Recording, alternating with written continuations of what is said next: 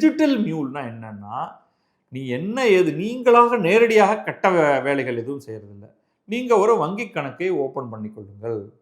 அந்த வங்கி கணக்குல நான் என்ன சொல்லுவேன்னா, அப்பா உங்களுக்கு தினம் காலையில அக்கவுண்ட்ட பாருங்க.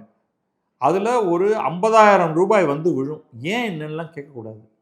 50,000ல நீ ரூ. 1,000 வச்சுட்டு ரூ. 49,000 நான் உனக்கு இன்னொரு அக்கவுண்ட் குடுத்திருப்பேன். அதுக்கு மாத்தி விட்டுறணும். அவ்வளவுதான். No questions asked. ஓகே. இவர் நிஜமான ஆளு.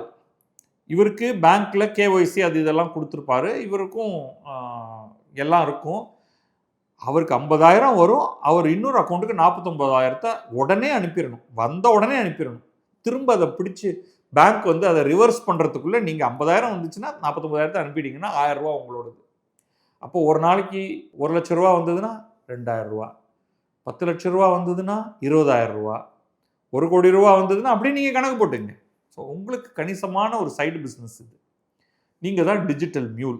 இந்த மாதிரி ஒருத்தன் பணத்தை கைமாத்துறதுக்காக அது ஒரு ஆள்கிட்டேருந்து இன்னொரு ஆளுக்கு இல்லை, ஒரு ஆள்கிட்டேருந்து இன்னொரு ஆளுக்கு போய் அங்கேருந்து இன்னொரு இடத்துக்கு போய் அங்கேருந்து இன்னொரு இடத்துக்கு போய் அங்கேருந்து இன்னொரு இடத்துக்கு போய் அப்படியே பார்த்து கடைசியா திருடர்களுக்கு போகும்.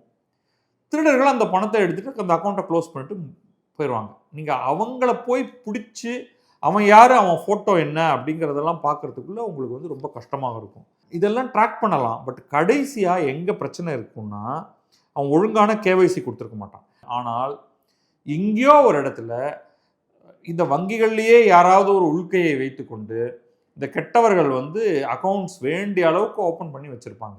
அப்படி இப்படி இப்படி இப்படி இப்படி பணத்தை டக்கு டக்கு டக்கு டக்கு டக்கு டக்கு டக்குன்னு அது ட்ரான்ஸ்ஃபர் ஆகி இன்னைக்கு பேங்க் ட்ரான்ஸ்ஃபர் ஆன்லைன் ட்ரான்ஸ்ஃபராக இருக்கிறதுனால நொடிக்கு டக்கு டக்கு டக்கு டக்குன்னு இடம் மாறி நீங்கள் கடைசியாக அதை கேஷாக வித்ட்ரா பண்ணி ஏடிஎம்லேருந்து புஃப் ட்ரேஸ் காணா போயிடும். அதுக்கப்புறமா உங்களுக்கு ட்ரேஸ் கிடைக்காது. கடைசியாக நீங்கள் நடுவில் ஒருத்தரை பிடிச்சா அவர் என்ன சொல்லுவார், நாங்கள் என்னங்க பண்ணுவேன், என் அக்கௌண்ட்டுக்கு பணம் வந்ததுங்க, எனக்கு இந்த ஆள் யாருன்னே தெரியாது. சரி நீ யாருக்கு நான் அனுப்பிச்சேன், அவரும் யாருன்னு தெரியாதா, அவர் என்கிட்ட சொன்னார் சார் 50,000 வரும் 49,000 நீ எனக்கு அனுப்பிச்சி விடுன்னு சொன்னார் சார், அது தப்பா அப்படின்னு கேட்பான். நீ ஒரு போலீஸ் என்ன பண்ண முடியும் அவன்கிட்ட, அது தப்பா அப்படின்னு கேட்டா தப்பு தான் ஆக்சுவலாக.